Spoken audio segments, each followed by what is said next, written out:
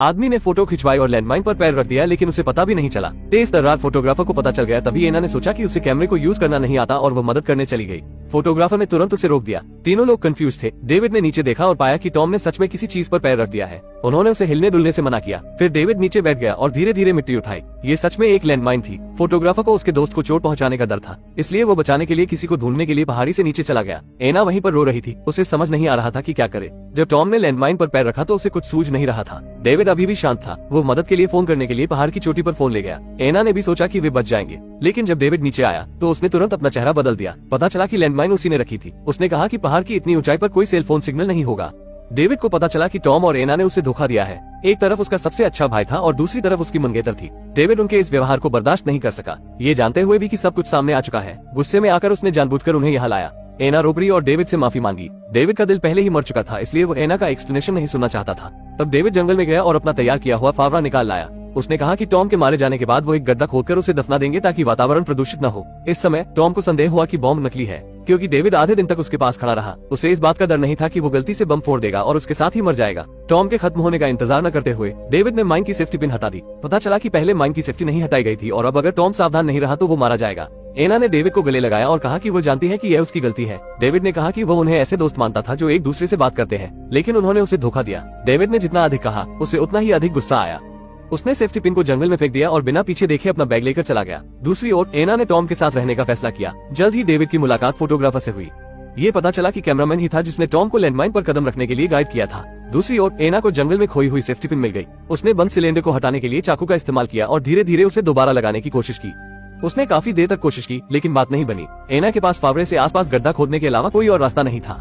ये सब कुछ तभी वहाँ से गुजर रहे एक शिकारी ने देख लिया। वो चट्टान के पीछे से पता लगाना चाहता था, लेकिन उसका बड़ा काला कुत्ता सीधे उनकी ओर दौड़ पड़ा। एना ने खूंखार कुत्ते को भगाने के लिए फावड़े का इस्तेमाल किया। शिकारी अपनी बंदूक लेकर दौड़ा। शिकारी को उन पर विश्वास नहीं होता। उसने बंदूक दिखाई और टॉम को जल्दी से पीछे मुड़ने को कहा, ये देखते हुए कि वो पीछे नहीं मुड़ रहा है। उसने सीधा निशाना लगाया। इससे टॉम चौंका, लेकिन उसने आधा कदम भी आगे बढ़ने की हिम्मत नहीं की। फिर शिकारी जांच करने के लिए वहाँ गया और पाया कि टॉम ने सचमुच खदान पर पैर रख दिया था।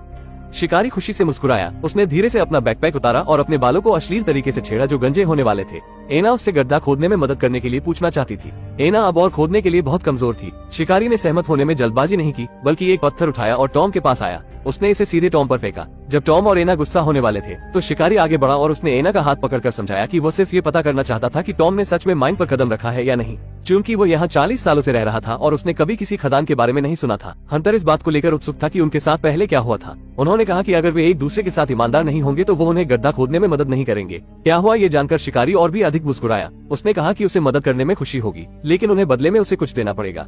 एना और टॉम तुरंत मान गए, लेकिन शिकारी को एना की अंडरवियर चाहिए थी। फिर उसके बेचैन हाथ एना की ओर बढ़ने लगे। टॉम ने ये देखकर तुरंत अपनी जेब से कैश और क्रेडिट कार्ड निकले। शिकारी ने उसका क्रेडिट कार्ड ले लिया और जमीन पर फेंक दिया। फिर वो दोबारा एना के पास पहुंचा। उसने कहा कि उसे पैसा नहीं चाहिए, वो केवल एना की अंडरवियर चाहता था। अगर उसने हाँ नहीं कहा तो उसे जाना पड़ेगा। एना के पास तंबू में जाकर अंडरवियर निकालने के अलावा कोई और रास्ता नहीं था, लेकिन शिकारी ने उसे अंदर जाकर उसे लाने की अनुमति नहीं दी। लेकिन उसके सामने एना के पास अपने कपड़े खोलने और अंडरवियर निकालने के अलावा कोई चारा नहीं था।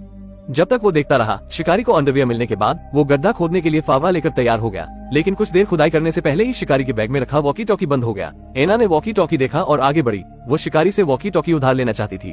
अगर पहाड़ के नीचे मौजूद टॉम और एना ने पुलिस से बात की तो उन्हें बचाया जा सका। शिकारी ने कहा कि अगर वो वॉकी टॉकी का उपयोग करना चाहती है तो उसे उसकी एक और बात माननी होगी। इसके बाद उसने उसका अंडरवियर फेंक दिया जो उसने अभी अभी उतारा था। उसने एना से कहा कि वो रैंक कर जाए और उसे अपने मुंह से उठा कर लाए। एना आगे बढ़ी और उसे ऐसे उठाया जैसे उसने उसे सुना ही न हो। शिकारी नहीं माना। उसने उसे उसके पास रेंगने के लिए कहा। शिकारी ने अंडरवियर फिर फेंक दिया। एना रेंगते हुए वहाँ पहुंची और उसे उठाकर शिकारी को सौंप दिया। बेशर्म शिकारी अब भी नहीं माना। उसने कहा कि एना को इसे अपने मुंह से उठाकर लाना पड़ेगा। इसके बाद उसने दोबारा अंडरवियर फेंक दिया। एना टॉम को बचाना चाहती थी, इसलिए वो रैंक कर आगे बढ़ी। बीच में बड़े काले कुत्ते ने उसे छेड़ा। शिकारी कुत्ते की प्रशंसा करके मुस्कुराया। काफी मशक्कत के बाद आखिरकार एना को वॉकी टॉकी मिल ही गया। हालांकि दूसरी तरफ का आदमी अंग्रेजी नहीं बोलता था। ट्रांसलेट करने के लिए उसके पास फिर से शिकारी की मदद लेने के अलावा कोई रास्ता नहीं था। लेकिन शिकारी ने कहा कि अगर वो एक वाक्य को ट्रांसलेट करेगा तो एना को अपना एक कपड़ा उतारना पड़ेगा। शिकारी की ये मांग सुनकर एना झगड़ने वाली थी, लेकिन टॉम को बचाने के लिए उसे सहमत होना पड़ा। दो वाक्यों का अनुवाद करने से पहले एना के ऊपरी शरीर पर केवल अंडरवियर का एक टुकड़ा बचा था। और शिकारी भी बहुत चालाक था। वो हमेशा कुछ फालतू बकवास को भी ट्रांसलेट करता था। एना को लगा कि शिकारी सच कह रहा है। अनुवाद के बाद उसने शिकारी को जाने के लिए कहा।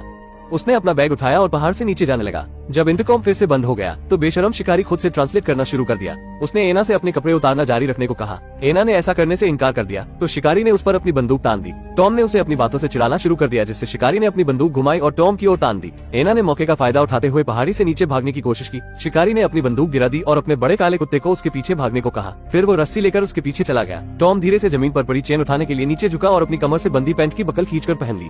कई कोशिशों के बाद आखिरकार उसे बंदूक मिल गई। इसी समय एना को भी शिकारी ने वापस पकड़ लिया। शिकारी टॉम के हाथ में बंदूक देखकर नहीं डरता था, इसके बजाय वो और अधिक अहंकारी और दबंग हो गया। उसने मौके पर ही एना के साथ सेक्स करने की धमकी भी दी। उसके बाद वह एना को चट्टान के पीछे ले गया। क्रोधित टॉम बंदूक से शिकारी को मारने के लिए तैयार था, लेकिन तभी बड़ा काला कुत्ता अचानक दौड़ पड़ा। टॉम अपना शॉट चूक गया और गोली एना को जाकर लगी। टॉम गड्ढे में गिरकर बेहोश हो गया और माइन में धमाका नहीं हुआ। शिकारी के जाने से पहले उसने उसे कम फिल्में देखने के लिए कहा। ये कहने के बाद वो अपना बड़ा काला कुत्ता लेकर चला गया। टॉम ने एना को गले लगाया और दिल खोलकर रोया।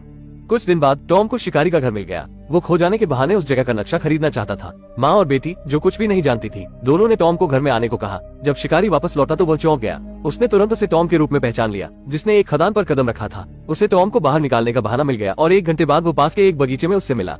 उन्होंने एक दूसरे को मरने की योजना बनाई। उसने टॉम से कहा कि वो उसके परिवार को चोट न पहुंचाए। टॉम मान गया। अपने दुश्मन को जाता हुआ देख शिकारी वापस भागा और टॉम का पीछा करने के लिए बड़े काले कुत्ते को छोड़ दिया। शिकारी घर लौट आया और डरा हुआ बैठ गया। जल्द ही उसे बाहर कुत्ते के भौंकने की आवाज सुनाई देने लगी। फिर वो देखने के लिए बाहर चला गया। उसी समय टॉम काले कुत्ते को गोद में लेकर घर लौट आया। उसने झूठ बोला कि कुत्ते को एक कार ने टक्कर मार दी थी। उसी समय शिकारी को जमीन पर खून भी दिखाई दिया। ये देखकर कि सिचुएशन सही नहीं है, वो घर की ओर भागा। दरवाजे के ठीक अंदर उसने टॉम को देखा। शिकारी ने दीवार पर लगी हंटिंग राइफल निकाली और टॉम को मारने की कोशिश की, लेकिन बंदूक की गोलियां टॉम पहले ही निकाल चुका था। टॉम द्वारा उसे ताना मारने के बाद उसने अपनी बंदूक निकाली और शिकारी की जांघ में 2 गोली मारी। फिर उसने माँ और बेटी से शिकारी को घर में ले जाने को कहा। उसने एक टाई निकाली और शिकारी की बेटी से कहा कि वो अपनी माँ के हाथ बांध दे। ये देखकर कि टॉम बदला लेने के लिए आया था, शिकारी टॉम से उसके परिवार को चोट न पहुंचाने की विनती करने लगा। उसने बताया कि उसने उस वक्त बहुत ज्यादा शराब पी रखी थी, इसलिए वो ऐसी बेतुकी हरकत कर रहा था। टॉम ने सफेद वाइन की एक बोतल से एक घूंट लिया और माँ और बेटी दोनों को भी एक घूंट लेने के लिए कहा। फिर उसने शिकारी के जख्म में शराब डाल दी। उसने कहा कि वे अब खेल शुरू करने के लिए काफी नशे में है। उसने शिकारी की बेटी को खींच लिया और सबके सामने उसका अंडरवियर उतरवा दिया। फिर उसने उसे रेंगने को कहा और उसे अपने मुंह से उठाने को कहा। उसने उस सबको दोहराया जो एना को झेलना पड़ा था। फिर उसने शिकारी के मुंह में अंडरवियर ठूस दिया। माँ बेटी डर के मारे रो पड़ी, लेकिन टॉम रुकने वाला नहीं था।